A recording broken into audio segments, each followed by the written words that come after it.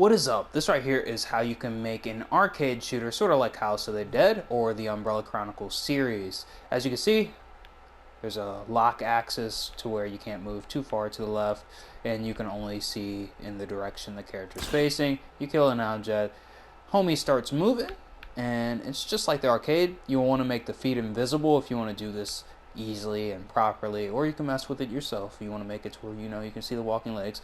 Then if you kill the other enemies the appropriate amount, whatever you're going to do, then you can make it to where the path starts up again via action recorder. The path is actually a tag. It's actually a tag. You're following the tag with a follower. Put the speed right here, these right here, follow, turn down the Y so your character doesn't fly, keep everything right here the same. Put it in the puppet microchip of your character by pressing L1 and X and putting it inside of there after pressing L1 and X on the microchip. And then you name your path, make sure this has the name of the path in it, and then you should be good. That's how you get it to follow a set path, And right here, we go ahead and undo some things so we can get our projectile. Okay, actually I see what I was doing. So here's our projectile. Our projectile is actually sensed by a trigger zone by label. And we have it on label. I also have this connected, but that shouldn't matter. We have it on label. We set the projectile to weapon and missile. Then we turn these on because the projectile is not collidable and it's probably invisible also. So that's why we set these on. That way the trigger zone actually senses it. You might need to make the trigger zone a little bit bigger than normally, I think, maybe. So if it's not working for you, if it's not detecting, then just make it bigger. I'm plugging in my controller right now to the charger. And then you should be good. You should be good. And that's how I've got the bullets. This is also a shooter made from Media Molecule's template, so you could just use their template and work off of that, and I'll show you how you can get to it. Here is our rotation settings. These are the left and right rotation settings. What you'll want to do to their template is add a less than and greater than sign. I do believe this is greater. And keep them both on 0. Keep this right here on 0 and keep this one on 0 also. What you'll want to do is connect the X to the A of both of them.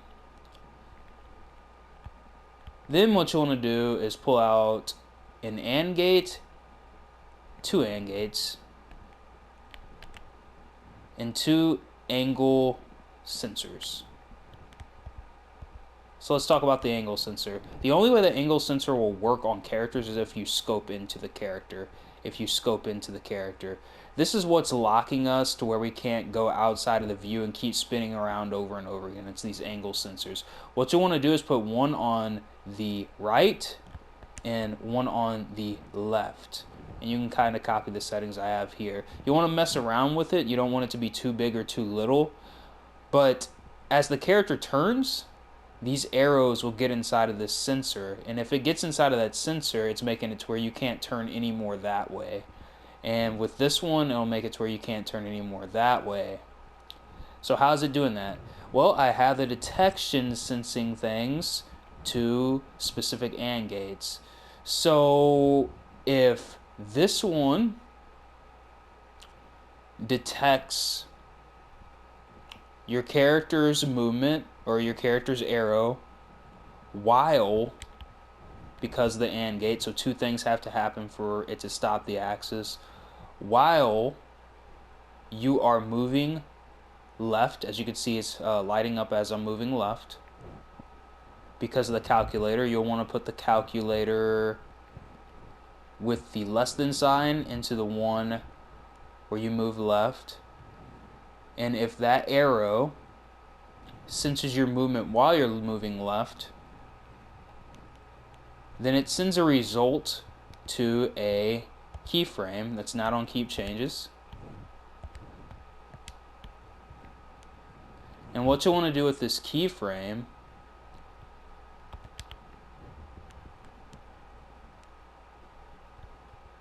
is turn off the power of the left and right rotation right here. and that'll be inside of here, right here. We call it yaw turn movement. And then for the right one, you'll do the same thing, except it'll be with the greater than sign. You'll pull out an AND gate specifically for that, plug the greater than signs result into the second AND gate, then plug the second angle sensor that's on the right side's angle range met into the B or the A, then put the result into a second keyframe that disables or turns off the yaw turn movement of this rotation sensor.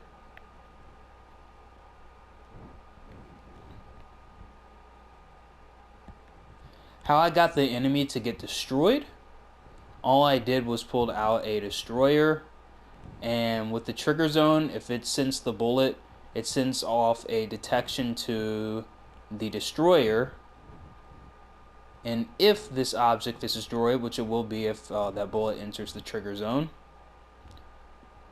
then it turns on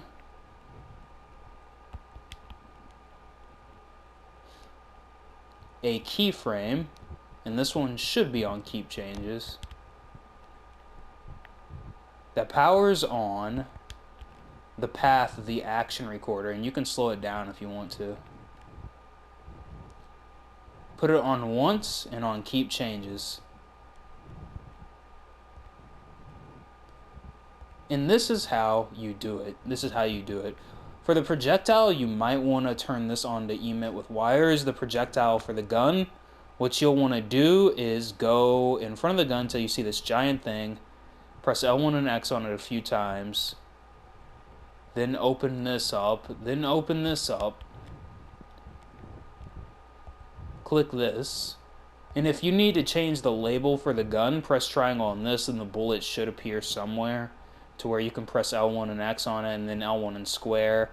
Sort of like this, and then change the labels here of your gun to where the labels match the labels of the trigger zone that you lay down to where the destroyer can detect it to, and then allow the character to follow the path. You can look up my health bars tutorial and my I think that's all you'll need for the enemy.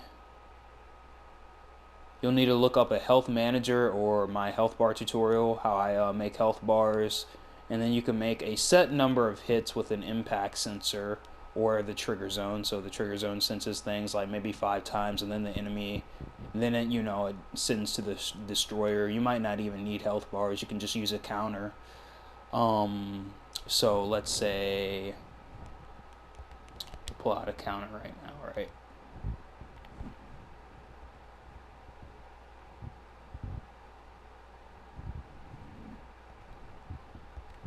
Let's say we want this enemy to have like 5 hits for it to be, you know, or 4, whatever you want. Put that in there. Put the trigger zones detected in there to increase count.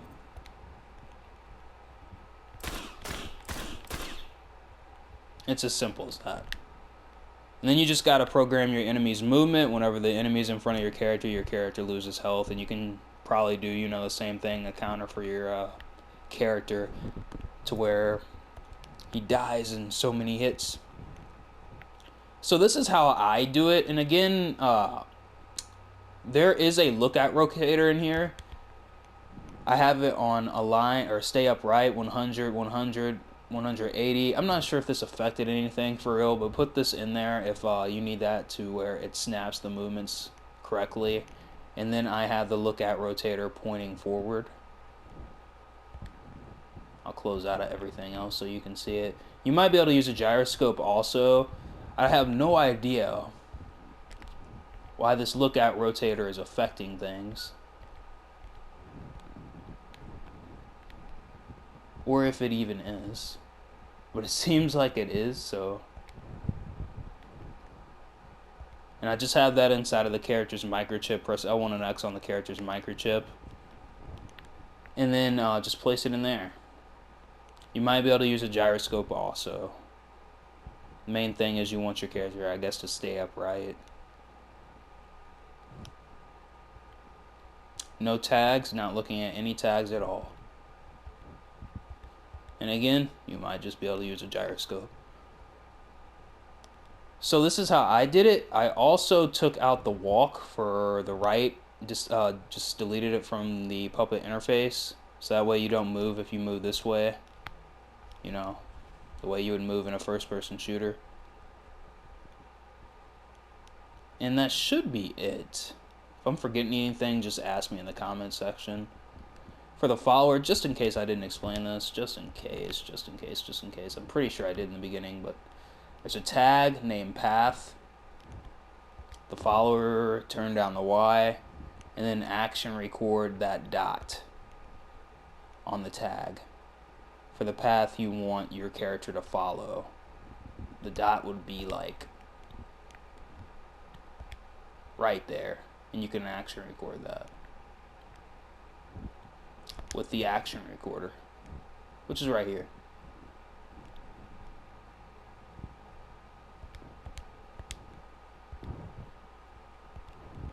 Alright guys, so this is where you would go to get Media Molecule's template for first-person shooters. Or you can look up somebody's first-person shooter in the Dreamverse, their little thing that they have. But what I would do, go to what's new. It's either here, I don't think it's here.